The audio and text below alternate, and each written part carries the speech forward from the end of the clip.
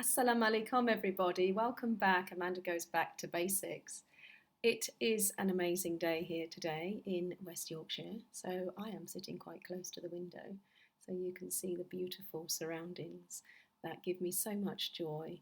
Um, that's where I'd like to start my video on looking at all the positives and cleaning out those negative feelings and darkness. I call them dark spots on your heart.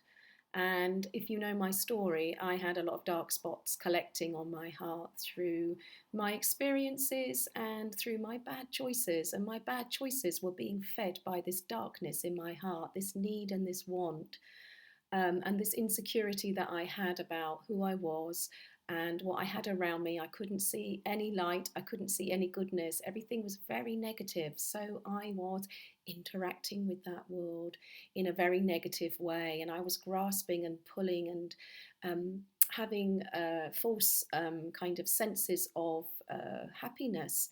I was in Doha and going out lots and lots. And thinking that if I changed my appearance, the way that I dressed, and the kind of people that I hung out with, I would start to find some sense of well being and happiness. I didn't. I was just becoming a loud drunk or a sad drunk or a hyperactive drunk and or an angry drunk. I didn't like any of those options, and so I just made a decision to stop drinking and going out, and I started to move away from that kind of crowd that I'd associated myself with. Um, at the same time, I was grasping and trying to find another man in my life. This was a very bad choice and decision, like most of my choices and decisions that I had made during this time. Um, so I had met another man in my life, and it became a marriage. Actually, we decided to marry. Now, he was a Muslim, but he never influenced me in my decision to become a Muslim, funnily enough, and I'm very grateful for that, because I didn't become a Muslim because I was going to marry a Muslim.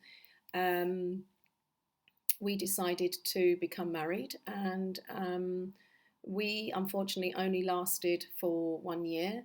This hurt many people, actually, this marriage. Um, and on reflection, it was a very bad choice, another bad choice that I made. And there was lots of heartache and tears and sadness, unfortunately. So that marriage only lasted a year, and just added to distress and sadness in my life. But at the same time, it was almost like I had to take this path.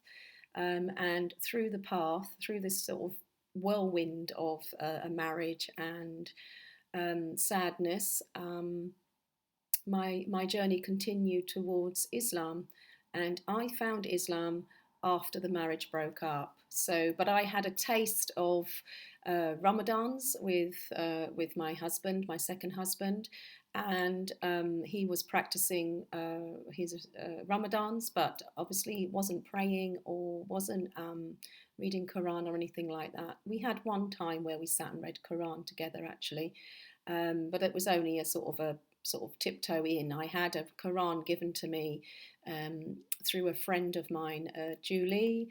Hello, Julie, if you're listening. I mentioned Julie before in my last story because she was very pivotal in showing me the kind of historical story behind the prophets, and we would discuss at great lengths the prophets that are in all of the religions, all of the three main religions, Christianity, Judaism, and Islam.